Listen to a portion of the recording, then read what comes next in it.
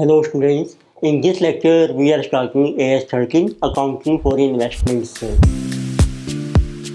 So let us see, AS13 deals with accounting for investments in financial statements of investor entity and related disclosure requirements. AS13 is not applicable to flying items. It means when we make investment in some another entity, so this is called investor, and we have to discuss accounting for those investments. But AS13 is not applicable to following types of investments or items. Like number one is recognition of interest, dividend and rental income which is earned on investment. Investment से जो भी आपको income हो रही है तो वो इसमें कवर नहीं होगी, उसकी अकाउंटिंग कवर होती है AS9 में, because AS9 deals with incomes. Second is investments on retirement benefit plans which is covered by AS15. जब आप कोई रिटायरमेंट बेनिफिट प्लान में इन्वेस्टमेंट करते हैं, जब एम्प्लॉय के बेनिफिट्स होते हैं, तो this is covered by AS15. Operating और फाइनेंस लीग में जो भी आपकी इन्वेस्टमेंट्स हैं, this is covered by AS19. And then investments और जो भी एंटिटीज़ हैं जो इन्वेस्टमेंट्स करती हैं डिफरेंट टाइप्स की, like mutual funds, venture capital funds, asset management companies, banks, financial institutions and insurance companies, तो इन केसेज में AS13 आपका अप्लाई नहीं होगा.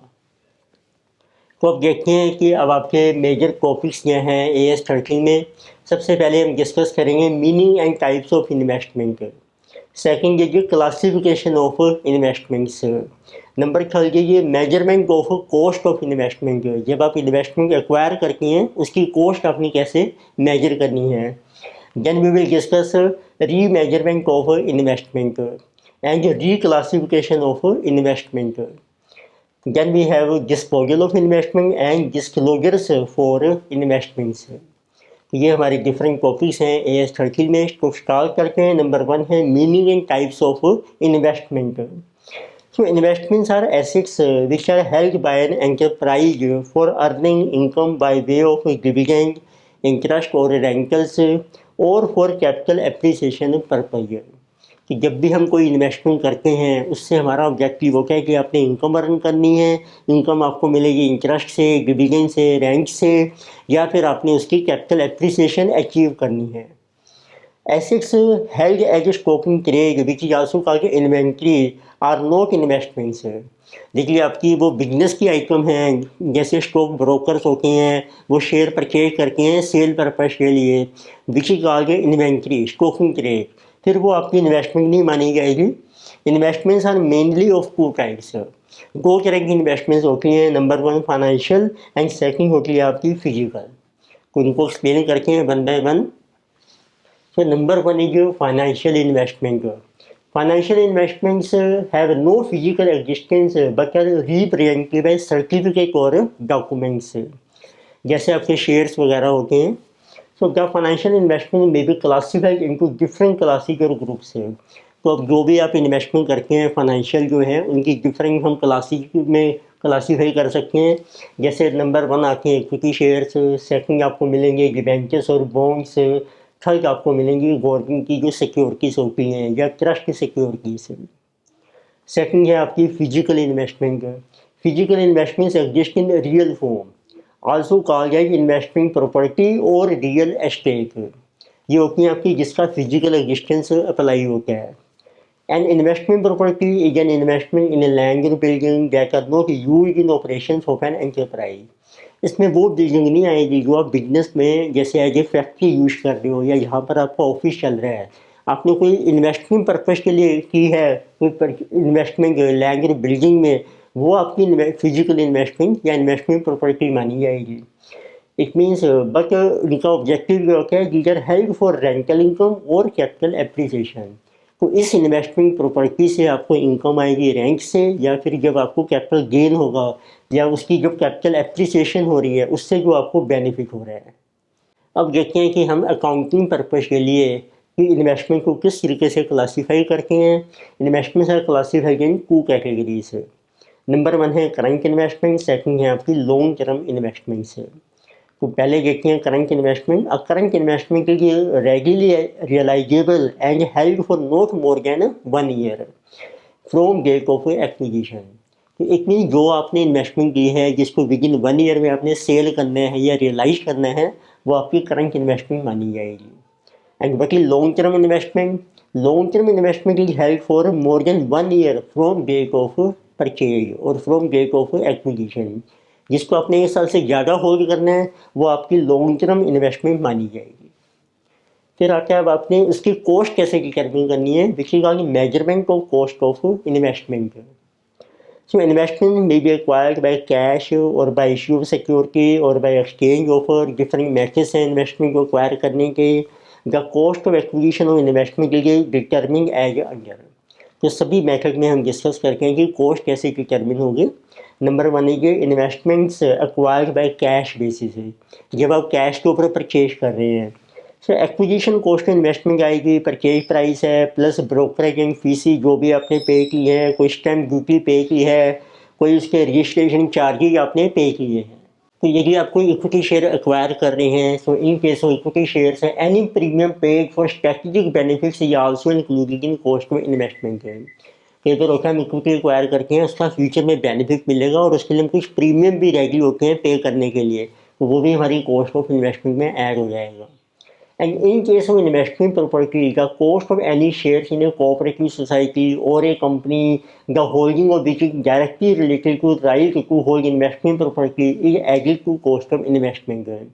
कई बार होता है आपने इन्वेस्टमेंट करनी है प्रॉपर्टी में, पर उसके लिए आपको किसी कोऑपरेटिव सोसाइटी या कंपनी का मेंबर बनना पड़ेगा और उसके शेयर्स आपको परचेज करने पड़ेंगे, तो उसकी कॉस्ट भी हमारी इन्वेस्टमेंट प्रॉपर्टी की कॉस्ट में ऐड हो जाएगी।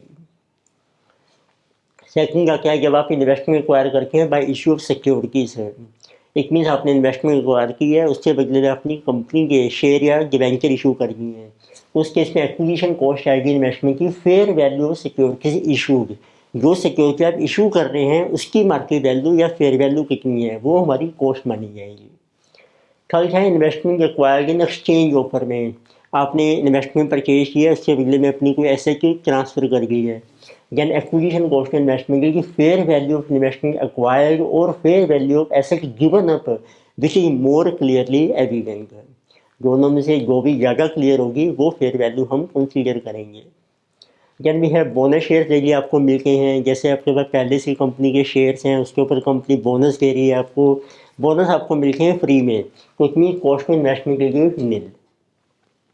इसी तरीके से राइट शेयर इशू करती है कंपनी अपने शेयर होल्डर्स को एट ए लोअर प्राइस के ऊपर, तो यदि राइट शेयर आपने सब्सक्राइब किए हैं तो उसकी कॉस्ट में इन्वेस्टमेंट आ जाएगी राइट इशू प्राइस है, जिस प्राइस पर कंपनी इशू कर रही है वही हमारी कॉस्ट मानी जाएगी। फिर आता है कई बार होता है कि आपने मार्केट से शेयर परचेज किए हैं और उसके बेस पे आपको राइट मिल रहा है, उसको हम देखें कम राइट शेयर हम परचेज कर रहे हैं और वो जो राइट शेयर मिल रहे हैं उसको आपने सेल कर दिया है मार्केट में, सब्सक्राइब नहीं किया है, तो उससे जो सेल प्राइस आएगा उसका क्या ट्रीटमेंट है। उसकी फर्स्ट पॉसिबिलिटी है in case of right shares sold against shares acquired on cum right basis where market value of ex right share becomes. पर जब शेयर का राइट मिल जाएगा उसके बाद जो प्राइस होगा उसको हम कहते हैं एक्स राइट प्राइस, पर वो जो प्राइस है it becomes less gain cost of acquisition of shares. पर जितने के शेयर आपने खरीदे थे कम राइट बेसिस पे, पर अब प्राइस एक्स राइट जो है वो उससे कम हो गया है, तो उस केस में यदि आप राइट को सेल करते हैं then the sale price of right share is deducted from cost of share से एक्वायर्ड। तो जितना सेल प्राइस आपको मिलेगा राइट का वो हमने अपनी कॉस्ट ऑफ इन्वेस्टमेंट में से माइनस कर देना है।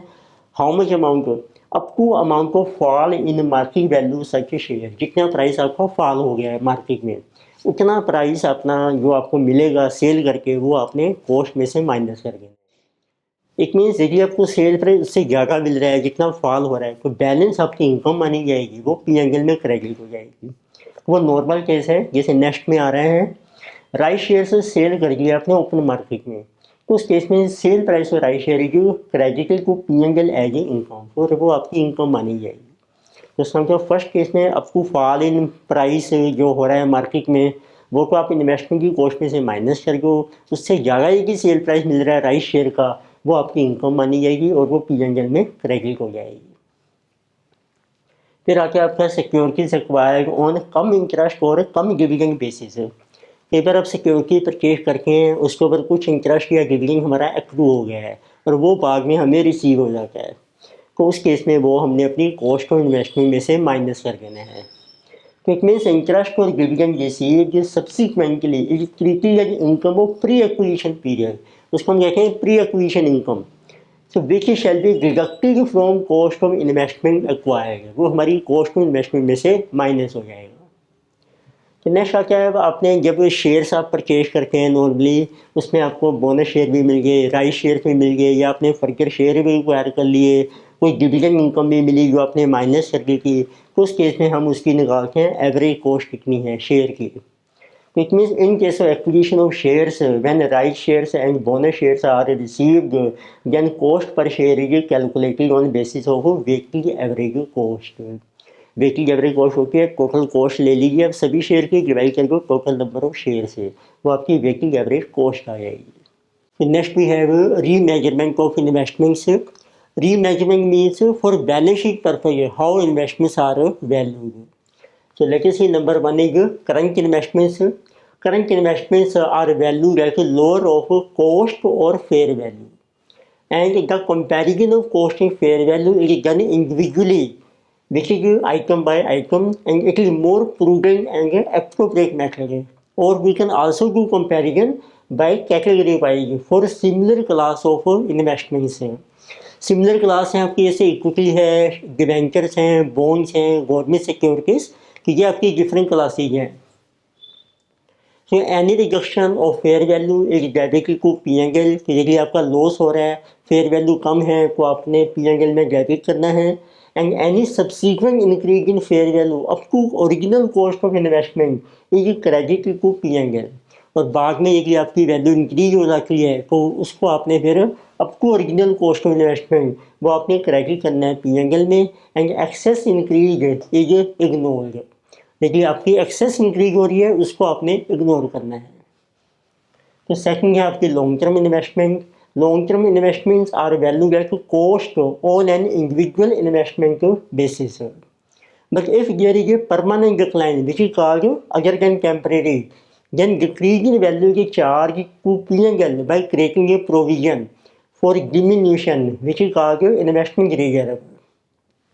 यदि आपकी परमानेंट फॉल हो रही है वैल्यू में, मार्केट वैल्यू कम हो रही है, तो उस केस में आपने एक प्रोविजन क्रिएट कर देना है अपने बुक्स में।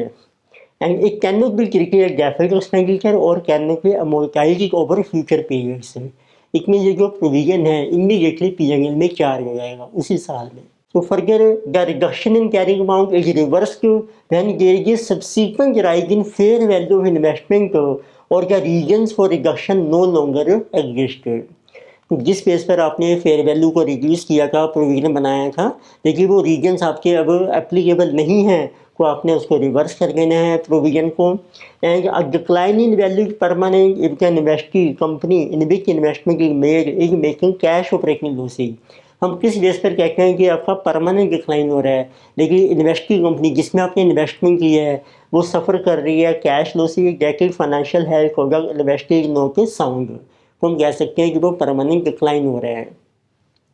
And further decline is not permanent if the investing company has a future profitable business plans और एक्सपेक्टेड बेनिफिट्स इन फ्यूचर। पर यदि आपको लगता है कि इन्वेस्टिंग कंपनी को फ्यूचर में बेनिफिट मिलेगा, प्रॉफिटेबल बिजनेस है, तो हम उसको परमानेंट डिक्लाइन नहीं मानेंगे। तो थर्ड आती है आपकी इन्वेस्टमेंट प्रॉपर्टी की कैसे करेंगे हम रीमेजरमेंट। इसलिए measured as per cost model, इसको आपने कॉस्ट पर ही मेजर करना है। Then we have reclassification of investment. Reclassification of investment means current investment may be converted to long term investment और vice versa. So in case of reclassification, the cost of investment is determined as under। तो पहला case है जैसे आप long term को convert कर रहे हो करंट इन्वेस्टमेंट में। So transfers are made at lower of cost और carrying amount at date of transfer. तो लॉन्ग टर्म को हम मेजर करके हैं कॉस्ट पर इसलिए आपने उसका प्रोविजन बनाया था, रिजर्व बना रखा है, तो वो आ जाएगा carrying amount means cost minus reserve. तो इन दोनों में से जो भी लोअर होगा तो वो आपकी वैल्यू बन जाएगी अब करंट इन्वेस्टमेंट की। सेकंड, यदि आप करंट को कन्वर्ट कर रहे हैं लॉन्ग टर्म में, Then transfers are made at lower of cost और fair value at the date of transfer।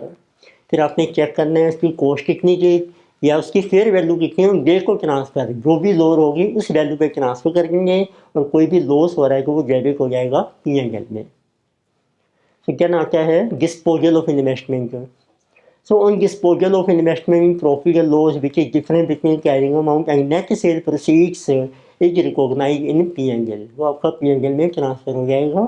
And carrying amount is determined on basis of average cost of investment।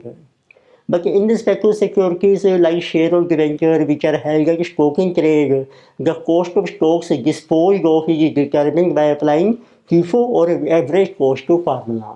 तरीके आप investment को hold कर रहे हैं जिस stock in trade, फिर आप FIFO मेथड भी अप्लाई कर सकते हैं या एवरेज कॉस्ट मेथड भी अप्लाई कर सकते हैं। तो अब देखते हैं आपने क्या क्या डिस्क्लोजर्स देने हैं इन्वेस्टमेंट्स के लिए। The following disclosures are made in financial statements for investment। Number 1 carrying amount हम डिस्क्लोज करते हैं।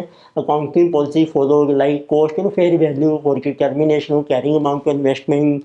कौन सी आपने अकाउंटिंग पॉलिसी फॉलो की है, कॉस्ट पे वैल्यू किया है या फेयर वैल्यू पे, वो आपने डिस्क्लोज करना है। एग्रीगेट अमाउंट कितना है कोटेड इन्वेस्टमेंट्स का और उनकी मार्केट वैल्यू कितनी है। लेकिन अनकोटेड इन्वेस्टमेंट है तो आपने शो करना है aggregate amount of unquoted investment. Second क्या है प्रॉफिट एंड लॉसेस के रिगार्डिंग डिस्क्लोजर देना है। ग्रॉस इनकम कितनी हो रही है आपको from interest, dividend, rent separately from long term and current investments, और उसके ऊपर एक कोई TDS चार्ज हुआ है जिसको हम कहते हैं एडवांस टैक्स या TDS paid on such income, वो भी आपने सेपरेटली डिस्क्लोज करना है। प्रॉफिट या लॉस कितना हो रहा है ऑन डिस्पोजल ऑफ इन्वेस्टमेंट, वो भी आपने डिस्क्लोज करना है। कितना चेंज आ रहा है कैरिंग अमाउंट ऑफ इन्वेस्टमेंट्स में, ये भी आपने डिस्क्लोज करना है। तो थर्ड आते हैं जनरल डिस्क्लोजर्स हैं। सिग्निफिकेंट रिस्ट्रिक्शन कितनी है on the right of ownership, realisability of investment, remittance of income and proceeds of disposal of investment से। तो ये सभी चीज़ें आपने डिस्क्लोज करनी है नोट्स टू अकाउंट्स में which is below balance sheet. Now let us discuss one example to explain all concepts of AS 13। So data given in this example is so you as a chartered accountant are required to provide advice as per AS 13 in the following scenarios। तो आपको different scenarios दिए हैं, let us start one by one. Number 1 scenario है A limited purchase 10,000 shares of B limited and issued it's 5,000 shares. कोई A company ने B के share acquire किए हैं और उसके लिए हमने अपने ही शेयर इशू किए हैं। Nominal value share of both A Limited and B Limited is ₹10 and fair value shares of A Limited and B Limited are ₹25 and ₹15 respectively। So we have to determine cost of acquisition of investment। तो जब आप investment acquire करके हैं और उसके लिए आप अपनी कोई सिक्योरिटी इशू करके हैं तो उस केस में कॉस्ट ऑफ एक्विजिशन होती है fair value of securities issued. So let us see what will be answer in this case. So this is a case of A Limited.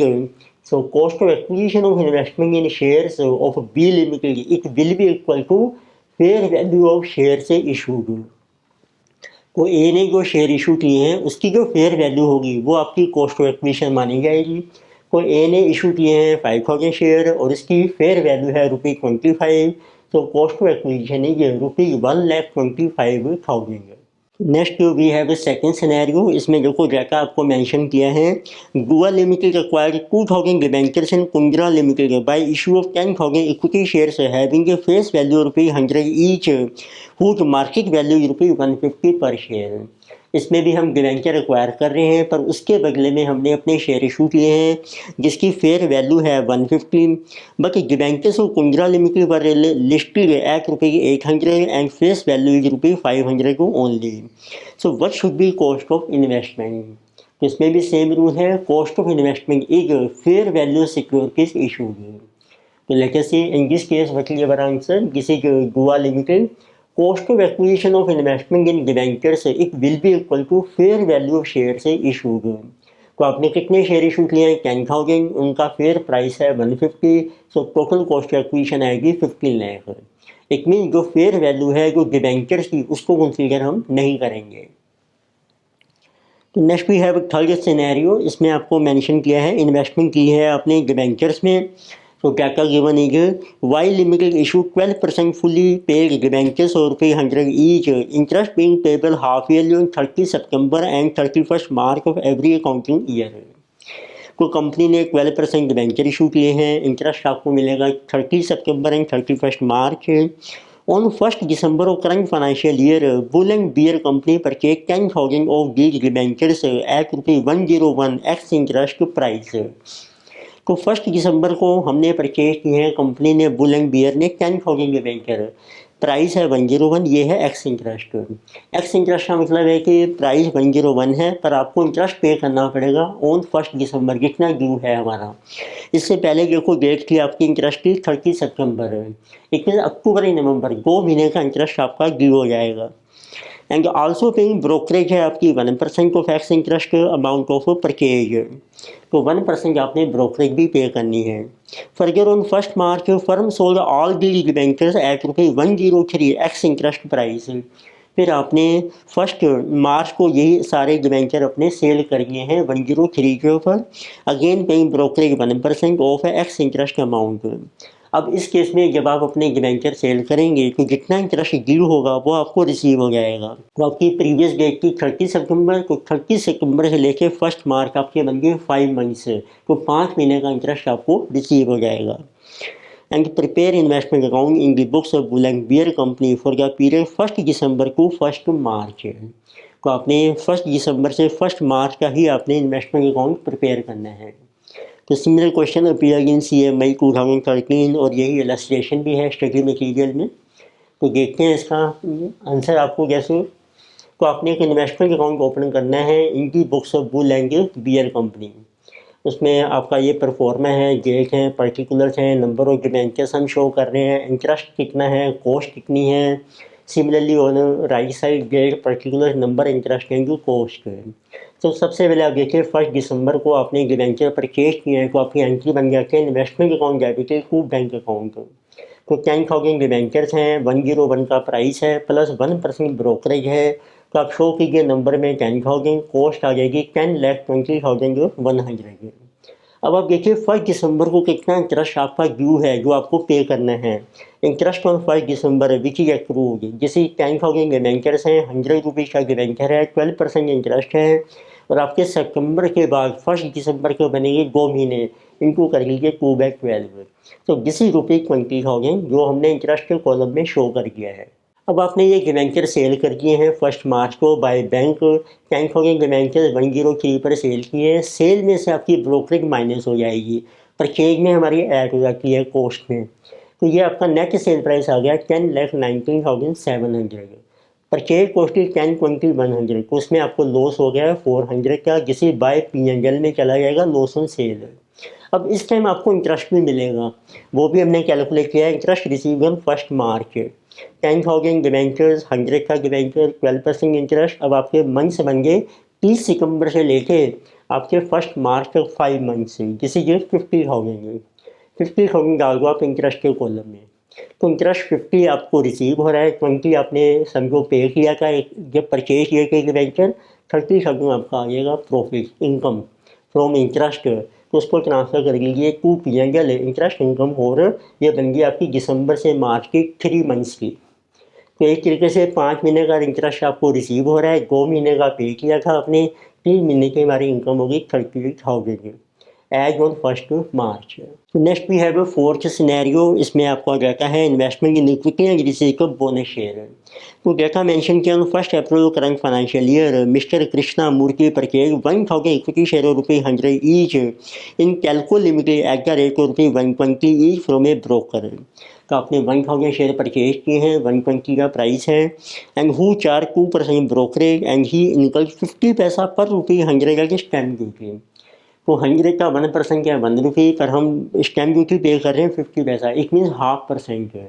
तो आपके टोटल चार्ज होगी 2% ब्रोकरेज है, 0.5% होगी आपकी stamp duty, total 2.5% आपके charges हैं। On 31 January bonus was declared in the ratio 1:2। तो अब आपको 1:2 में बोनस शेयर मिल गए हैं, मीन्स 2 के बदले में 1 बोनस आपको मिलेगा। Before and after the record date of bonus share the shares were quoted at ₹175। Bonus से पहले प्राइस था 175, but after bonus now it is ₹90 per share respectively.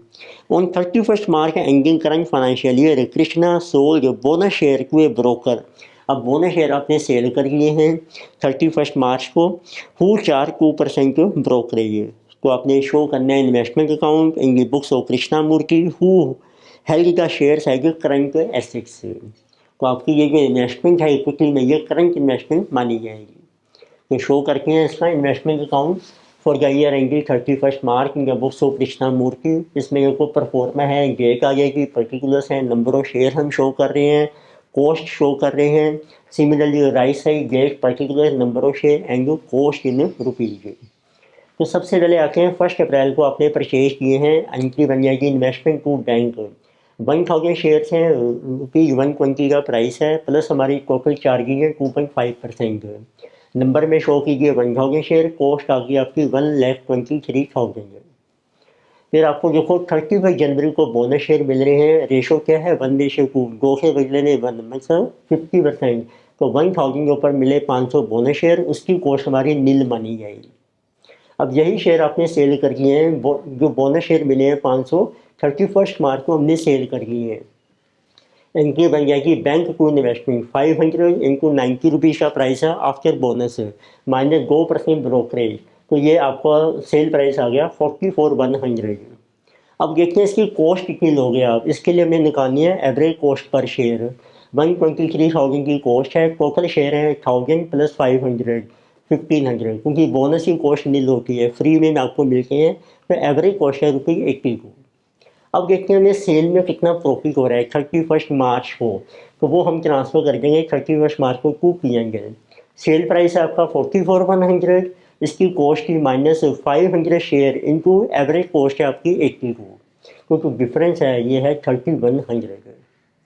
फिर आपने लिखना है अब साल के अंदर कितना बैलेंस रह गया है। 1500 में से 500 शेयर सेल हो गए, 1000 शेयर रह गए हैं। अब ये करंट इन्वेस्टमेंट है, इसको वैल्यू करेंगे कॉस्ट और market price which average lower है। तो इसकी कॉस्ट निकाली हमने 1000 शेयर की, 82 रुपीज़ कॉस्ट है, 82,000। मार्केट प्राइस आपको दिया है 1000 इंटू 90 रुपीज़ है after bonus 90,000। So value will be lower of 2, lower है आपका 82। तो 82,000 हमारी कॉस्ट आ जाएगी जो बैलेंस शेयर से रह गई है। इसमें कोई प्रॉफिट लॉस नहीं है, बिकॉज जो कॉस्ट ही लोअर गए ना मार्केट वैल्यू। तो this is our investment account. तो next we have case scenario number 5। इसमें आपको डाटा मेंशन किए हैं। An unquoted long term investment is carrying in books at a cost ₹2 lakh as at 31 March. Long term investment है, इसकी cost है ₹2 lakh.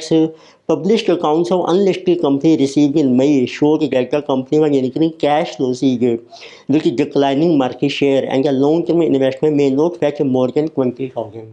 Company के losses हो रहे हैं, तो इसलिए हमारी जो मार्केट वैल्यू है वो 20,000 से ज़्यादा हमें नहीं मिलेगी। And how will you deal with it in financial statements of investing company for the year ended 31 March presuming that accounts were finalise in June. क्योंकि ये इवेंट अक्रिंग आपके बैलेंस शीट मानी जाएगी, जो हम AS4 में डिस्कस करेंगे। क्योंकि मई में आपको पता लग गया कि कंपनी के लॉसेज चल रहे हैं और हमारी बुक्स फाइनलाइज हो रही हैं जून में। तो किसी कॉल के adjusting event as per AS4 है। तो उसके बेस पे जो भी आपका लॉस है वो हमें अभी इसी साल 31 मार्च की बुक्स में ही एडजस्ट करना पड़ेगा। तो देखते हैं इसका क्या आपका आंसर बनता है। So as per AS13 when there is a permanent decline which is called other than temporary in fair value of long term investment, then a provision for reduction in value is to be debited to P&L। तो आपने उसका एक provision बना देना है जिसको हम कहते हैं इन्वेस्टमेंट रिजर्व, वो P&L में डेबिट हो जाएगा। तो इन this case investment fluctuation reserve is created ₹4 कितना लॉस हो रहा है आपको, ₹2 लाख की कॉस्ट है, मार्केट वैल्यू है 20,000। इट मीन्स 1,80,000 का हमारा लॉस है, उसका हम एक रिजर्व बना रहे हैं इन्वेस्टमेंट फ्लक्चुएशन रिजर्व, या आप इन्वेस्टमेंट रिजर्व भी कह सकते हैं। And the carrying amount of investment becomes ₹20,000 for the year ending on 31 March as it is also adjusting event accruing after balance sheet as per AS4 है। तो उसको अपनी 31 मार्च को ही बुक्स में एडजस्ट करना है, प्रोविजन क्रिएट हो जाएगा 1,80,000 का। तो बुक्स में इन्वेस्टमेंट की वैल्यू रहेगी जिसको हम कहते हैं कैरिंग अमाउंट ₹20,000।